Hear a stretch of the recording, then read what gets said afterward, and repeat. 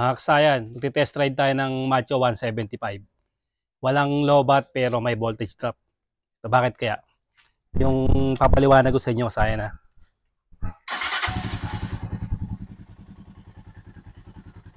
Ito yung ano natin, park light. Yung isa natin ito ha, park light, brake light. Park light, brake light. Park light. Double contact park light yung kasayan ha. Yan yung mga itetest natin. Walang lobat pero may voltage drop o bumababa yung ating voltahe. Meron tayong RPM ha.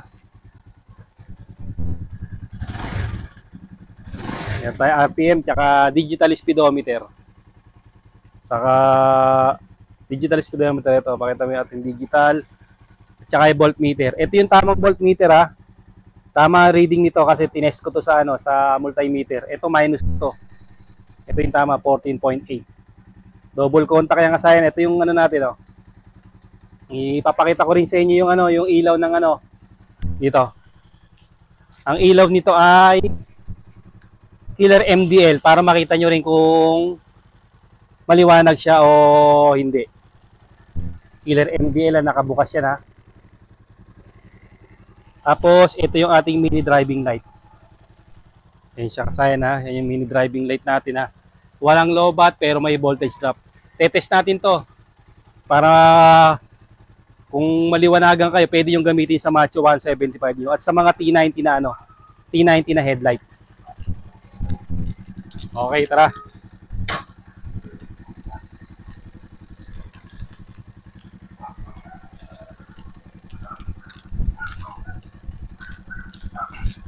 Tulak muna natin, baka mahabol si Goku.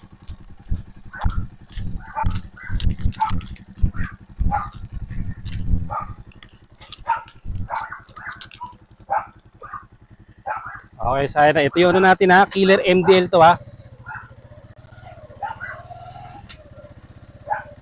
Yan yung Killer MDL natin, naka-low lang siya.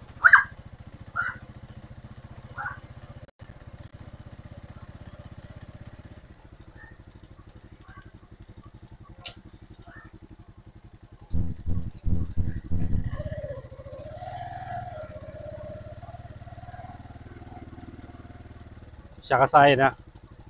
Putan mo yung pakita mo yung Killer MDL natin. Yung may park light na yellow and a blue, park light blue. Ito ha, yung pinakailaw. Oo, pinapakita natin dito muna yung liwanag ng Killer MDL. Yan, may park light yan ha. Ito high niya. Low. Yan siya ba? Okay, tara. Test natin muna. Unahin muna natin yung yung headlight na yan. Para makita nila yung para makita nila yung liwanag ng ilaw na yan. Kung pasado sa kanilang panlasa. Killer MDL, yung low niya yung blue. Tapos yung white niya yun yung high. Park light low yung yellow, park light blue, high yung white.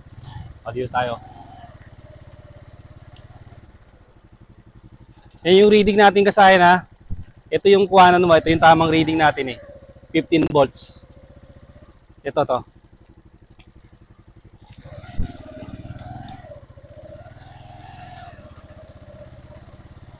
Eh siya kasayan na 15 volts yung reading natin.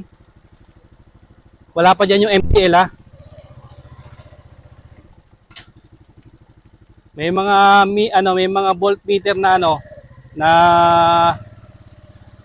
sobra yung bilang, sobra yung voltahe pero naman kulang yung voltahe. Kaya kailangan i-test nyo siya ng kahit analog tester o multimeter, digital.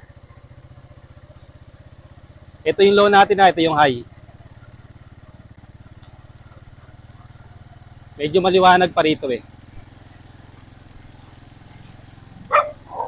Hanap tayo ng ng medyo madilim. Ayun, medyo madilim. Ito yung high natin ha. Ayan, ito yung low. High. Low, high. Ayan, Eh, yung liwanag ng killer MDL natin. Ayan. Low yan ha. High. Low. Okay, high ha. Siyempre, iba pa rin pagka yung MDL. Mas talagang totaling maliwanag yon. Ito siya kasaya na. Ito naman yung voltage drop natin. Voltage drop natin. Tingnan mo yung reading.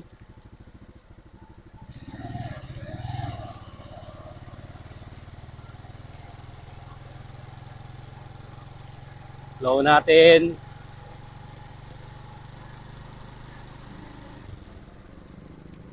Ito siya ba?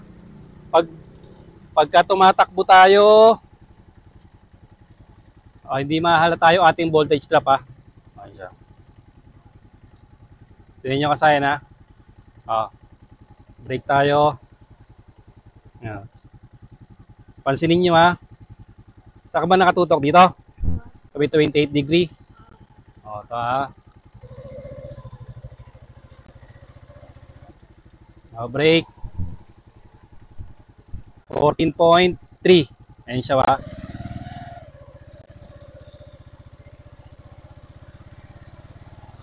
So, tumatakbo tayo 15 volts ha.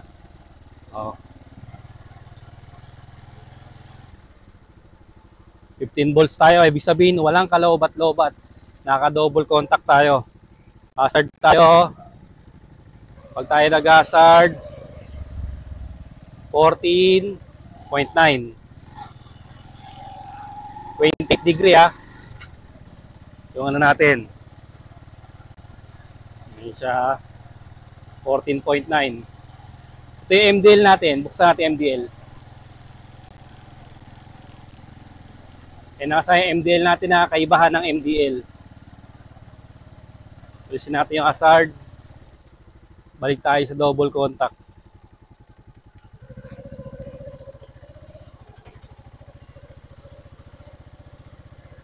Alam mo na dito tayo sa kabila. Mas maganda yung ano doon. Mas kitang-kita natin yung ano doon. Yung liwanag natin doon.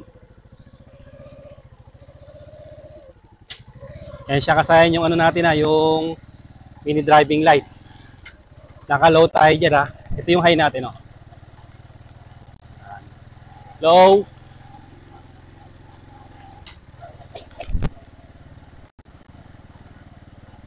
Naka-low tayo. Ito yung high natin.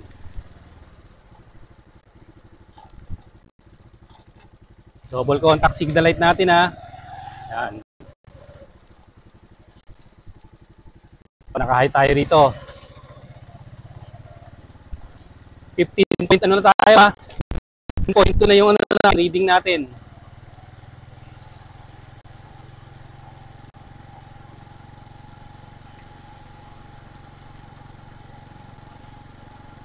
Ano ha? Mini driving light, tsaka yung headlight natin nakabukas ha. High headlight, low. Brake. Ito siya kasama, pansinin nyo ha. Yung voltage drop na sinasabi ko. Reading. 13.3, 13.2. Ayan ha. Okay. 13.2. Patakbo na tayo. Pansinin nyo, 15.2 na kagad siya. Low tayo. Ayan na, high tayo ha. Low. Okay, brake tayo. Ayan, reading. 13.3 yung reading natin ha. Ibig sabihin 13.3, ang laki ng binawas. Pero balik agad siya sa 15.2. Ayun siya kasaya na. Pansin nyo ha, papaliwanag ko sa inyo kung bakit. Napakakas lang at kayang-kaya nyo gawin. Ang sample lang natin dito ay Macho 175. Pero ito kahit anong motor, pwede yung gawin. Naka-LED headlight tayo ha, naka-LED rin tayo ng ano, ng signal light, double contact signal light. At saka LED na rin tayo ng park light, high beam. Ito yung high beam, kitang-kita yung daan.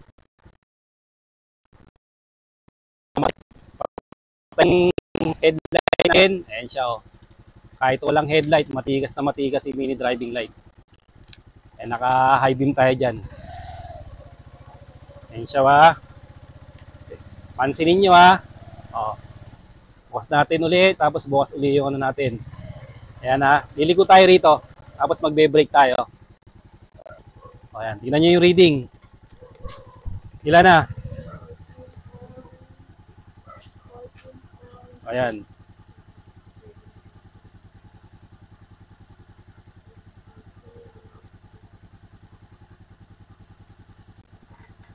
Ngayon siya kasaya na, 12.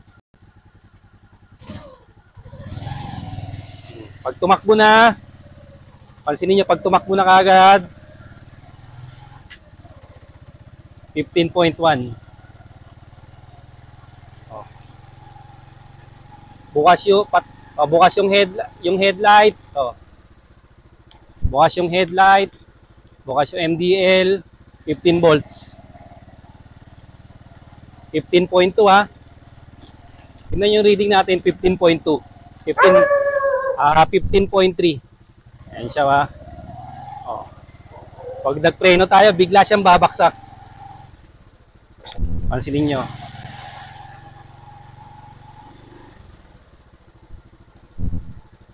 Ayan. Pag nag-brake, yung 15.2, bigla siya magiging 13.1.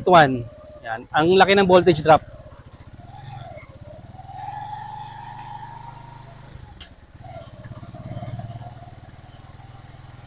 Yan. 15 volts siya rito. Tapos, diba, gumagana yung ano natin ha. Yung mga ano natin, gumagana lahat. Nakabukas lahat tayo. Double clock, signal light, double clock light brake.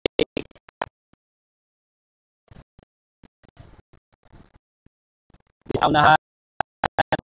Tawanan ko sa inyo kung bakit.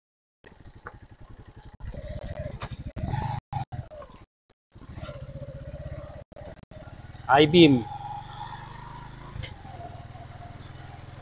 Safe na safe pag may anong kang MDL. Ibang-iba yung liwanag niya. Pero siyempre, MDL na pangmalakasan. Mukoto.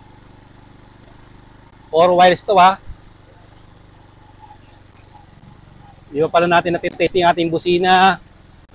Pag naman ganyang reading kasayan, automatic yan. Ang busina natin malakas.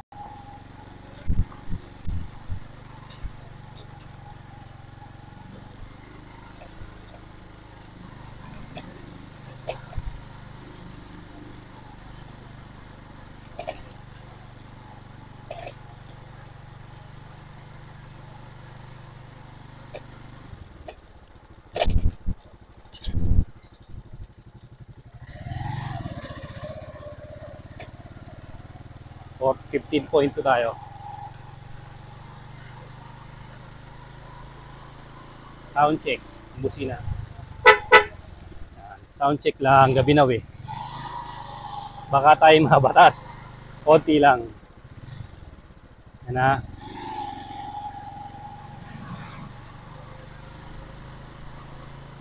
Konting sound check lang tayo ng busina.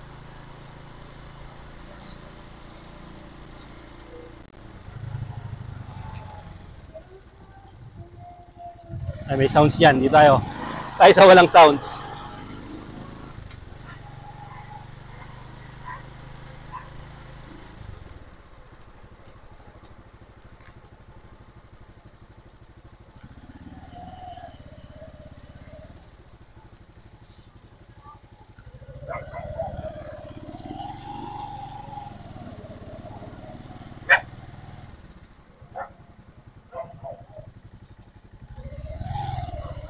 Tayo sa may ilaw. Dito. Ito siya kasayan. Ito yung dahilan niya ha. Ibaba mo na.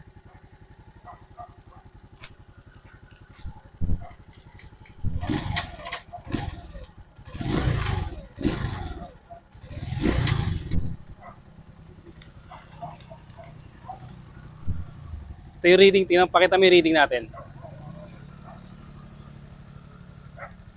Nakabukas lahat, ikutan mo.